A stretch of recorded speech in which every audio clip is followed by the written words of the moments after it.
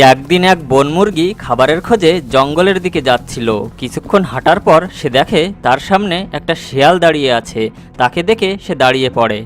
মুরগিকে দেখে শিয়ালের জিভে পানি চলে আসে আর সে তাকে তাড়া করে, কিন্তু শিয়াল গিয়ে তার সামনে দাঁড়ায়।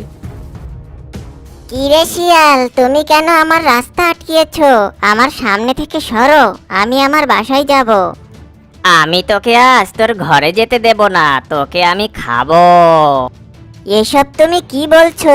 তুমি জানো না যে এই জঙ্গলের কেউ অন্য কারো প্রাণ নিতে পারবে না?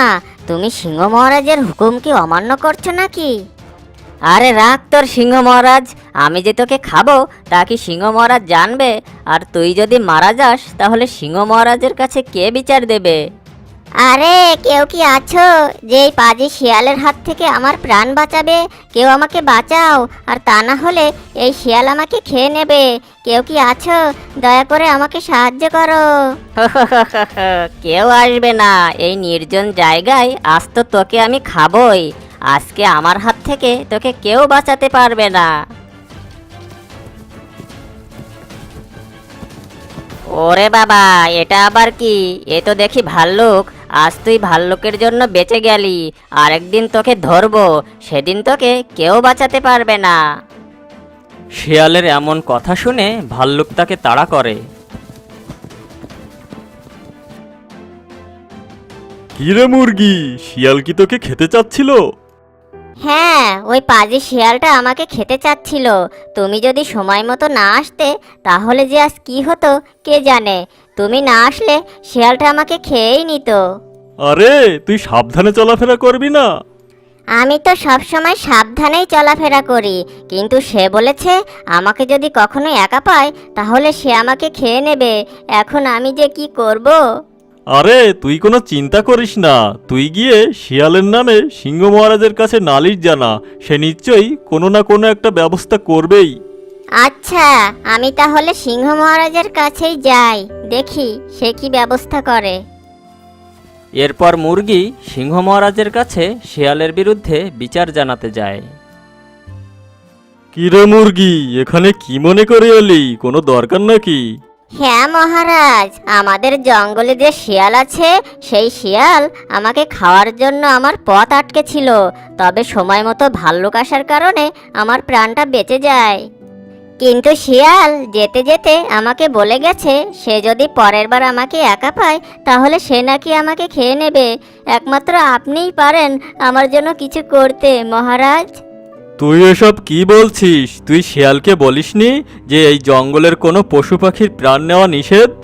হ্যাঁ মহারাজ, আমি বলেছিলাম, কিন্তু সে আমার কোনো কথাই শোনেনি। কি, ওর এত বড় সাহস যে সে আমার হুকুম মানে না? তুই নিশ্চিন্তে যা, আমি দেখছি যে শিয়ালের কি ব্যবস্থা করা যায়। সিংহের মুখে আশ্বাসের কথা শুনে মুরগি সেখান থেকে চলে যায়। আর অন্যদিকে সিংহ গুহা থেকে বের হয়ে শিয়ালের কি অবস্থা করা যায় তাই ভাবতে থাকে। এই পাখি, তোর সাথে কথা আছে, একটু এদিকে শুনে যা। কি হয়েছে মহারাজ? যা, জঙ্গলের ভেতর যা, আর গিয়ে দেখ শিয়াল কোথায় আছে। শিয়ালকে গিয়ে এই খবর জানা যে আমি তাকে তলব করেছি। ঠিক আছে মহারাজ, আমি এক্ষুনি যাচ্ছি। এরপর পাখি শিয়ালের খোঁজে বের হলো। কিছুক্ষণ খোঁজার পর সে শিয়ালকে খুঁজে পেল। শিয়াল, এই শিয়াল, এই বেটা আজকে যে ঘুম দিয়েছে আজ মনে হয় এ বেটা আর ঘুম থেকে জাগবে না। এই শিয়াল ওঠ, তাড়াতাড়ি ওঠ, সিংহ মহারাজ তোকে যেতে বলেছে, তাড়াতাড়ি ওঠ। আরে এ তো দেখি উঠে আবার শুয়ে পড়েছে। অলস শিয়াল, উঠবি না? দাঁড়া, তোকে মজা দেখাচ্ছি। ওই শিয়াল ওঠ তাড়াতাড়ি। কি হয়েছে, তোমার সমস্যা কি? এত ডাকছো কেন? তোকে সিংহ মহারাজ দেখা করতে বলেছে এক্ষুনি। কেন? সিংহ মহারাজ আমাকে কেন তার ওখানে যেতে বলেছে সেটা কি আর আমি জানি? তুই নিজেই গিয়ে দেখ তোকে কেন ডেকেছে। আমার কাজ আছে, আমি গেলাম, তুই এক্ষুনি যা মহারাজের ওখানে। এরপর শিয়াল সিংহের ওখানে গেল। সিংহ মহারাজের জয় হোক। মহারাজ, আপনি কি আমায় তলব করেছেন? শিয়াল, তুই নাকি আজ মুরগিকে মেরে খেতে চেয়েছিলি? এসব আমি কি শুনছি? তুই আমার হুকুম অমান্য কেন করেছিস? আরে মহারাজ, আপনি ওই মুরগির কথাই বিশ্বাস করেন? আমার এত সাহস কোথায় যে আমি আপনার হুকুম অমান্য করি? এখনো পর্যন্ত আমার এত সাহস হয়নি যে আমি আপনার বিরুদ্ধে গিয়ে কোনো কাজ করব। কিন্তু মুরগি এসে যে আমাকে বলল তুই নাকি তাকে খেতে চেয়েছিলি, তুই আমার কথা অমান্য কেন করেছিস? আরে এসব তার ভুল ধারণা। আমি তার সাথে খেলতে চেয়েছিলাম, আর সে ভেবেছে আমি তাকে খেয়ে নেব। ও আচ্ছা, তাহলে তুই এখন যা, তবে সাবধান, জঙ্গলের কোনো পশু পাখিকে তুই ক্ষতি করার কোনো চিন্তা মাথায়ও আনিস না। আচ্ছা মহারাজ, আপনি যেমনটা বলবেন।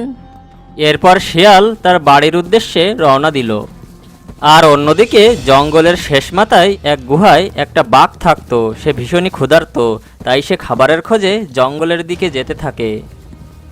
কিছুক্ষণের ভেতরে জঙ্গলের মধ্যে বাঘ আর শিয়ালের দেখা হলো। কিরে শিয়াল, কোথায় যাচ্ছিস? কোথায় আর যাব, সিংহের কাছে গিয়েছিলাম, বাড়ি ফিরছি। কেন, সিংহের ওখানে কেন গিয়েছিলি? কি আর বলবো কষ্টের কথা, তুমি তো জানো এই জঙ্গলের কি নিয়ম। এই জঙ্গলের কোনো পশু পাখি খাওয়া যাবে না। আজ একটা মুরগিকে খেতে চেয়েছিলাম, সেই বেটাই বোধহয় সিংহ মহারাজের কাছে আমার বিরুদ্ধে বিচার জানিয়েছে। এখন মহারাজ আমাকে কিছু কথা শুনিয়েছে, আমি সেখান থেকে মিথ্যা বলে কোনো রকমে বেঁচে ফিরেছি। আরে আমার সামনে ওই সিংহের কোনো কথাই বলবি না। ওই বদমাইশ সিংহের জন্য আমাকে আজকে ঘাস খেয়ে থাকতে হয়। আমি বাঘ হয়েও ছাগলের মতো ঘাস খাই। কি নিয়ম দিয়েছে জঙ্গলে যে কোনো পশু পাখিকে খাওয়া যাবে না? এটা কোনো নিয়ম হলো? আমি যদি রাজা হতাম তাহলে এরকম নিয়ম আমি কোনোদিনই দিতাম না। আমি বলি কি মামা, ওই বুড়ো সিংহকে মেরে তুমি এই জঙ্গলের নতুন রাজা হয়ে যাও। আরে আমি কি আর রাজা হতে পারবো? কেন হতে পারবে না? তুমি নিজেকে দেখেছো তুমি কত সুন্দর, আর রাজা হওয়ার জন্য যে যে গুণ থাকা দরকার তা সব তোমার মধ্যে আছে। তবে এ কথাও ঠিক যে তুমি ঘাস খেয়ে একটু চিকন হয়ে গেছো, আর তাছাড়া তুমি সিংহের থেকে কোনো দিক থেকে কম নও। তাই নাকি শিয়াল? তাহলে তুই সিংহকে গিয়ে বল যে বাঘ হলো এই জঙ্গলের নতুন রাজা, আর সে যদি আমাকে এই জঙ্গলের রাজা হিসাবে না মানে তাহলে এই জঙ্গলে আগুন জ্বালিয়ে দেব আমি। আমার যা ইচ্ছে হবে আমি তাই করব, আর আমার সাথে যদি সে লড়াই করতে আসে তাহলে আমি তাকে মেরে দেব। যা শিয়াল, এসব কথা গিয়ে সিংহকে বল। আচ্ছা ঠিক আছে, আমি এক্ষুনি যাচ্ছি, তুমি এখানেই থেকো। এই বলে শিয়াল সিংহের ওখানে গেল। মহারাজ, ও সিংহ মহারাজ, উঠুন। আপনার এখন ঘুমানোর সময় না, এখন আপনার লড়াই করার সময়। তাড়াতাড়ি উঠুন। এই যে মহারাজ, উঠুন তাড়াতাড়ি। কিরে শিয়াল, তুই আবার এখানে ফিরে এলি কেন? কোনো দরকার নাকি? থাকলে তাড়াতাড়ি বল। হ্যাঁ মহারাজ, আপনাকেই তো এখন দরকার। আপনি এই খবর শুনেছেন যে বাঘ এই জঙ্গলের রাজা হয়ে গেছে? কি বলছিস এসব? আমি হলাম এই জঙ্গলের রাজা। আমি থাকতে বাঘ কিভাবে আবার রাজা হলো? আরে বাঘ আপনার কোনো কথাই মানবে না, সে এখন এই জঙ্গলের রাজা। আপনি যদি তাকে বাধা দেন তাহলে সে আপনাকে মেরে ফেলবে। কি? আমাকে সে রাজা হিসাবে মানে না? ওর এত বড় সাহস যে ও আমার কথা মানবে না আর আমাকে মারতেও চায়? আজও বেটার খবর আছে, আমি এক্ষুনি যাচ্ছি, দেখি সে আমার কি করে। এই বলে সিংহ বাঘের সাথে দেখা করার জন্য রওনা দিল। কিরে বাঘ, তোর এত বড় সাহস যে তুই আমার রাজত্ব কেড়ে নিতে চাস? আরে ধুর, তোকে রাজা হিসেবে কে মানে? তুই যে এই জঙ্গলের রাজা হয়ে বসে আছিস, তোর রাজা হওয়ার কোনো যোগ্যতা আছে? কি, তুই আমার যোগ্যতা নিয়ে কথা বলিস? আয় আমার কাছে আর এসে দেখ আমার যোগ্যতা আছে না নেই। আমি তোর কাছে যাব কেন? তুই আমার কাছে আয়। অনেক দিন ধরে তোকে মারার একটা সুযোগ খুঁজছিলাম, আর সে সুযোগ আমি পেয়েছি।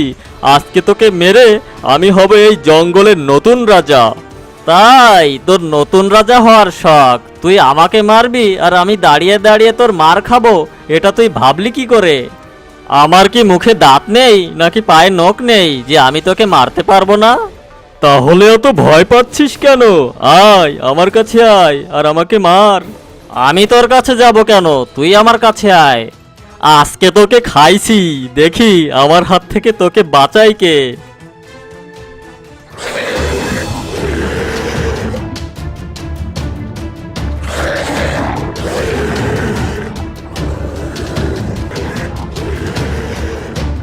তোমরা থামো, এসব কি করছো? এত ঝগড়া করছো কেন? ওই খরগোশ, তুই এখান থেকে যা, আজকে আমি এই বাঘকে প্রাণে মেরে দেব। তুই আমাকে মারবি আর আমি বুঝি দাঁড়িয়ে দাঁড়িয়ে ঘাস খাবো? এই বাঘ, তুমি চুপ করো। তোমরা এসব কি করছো?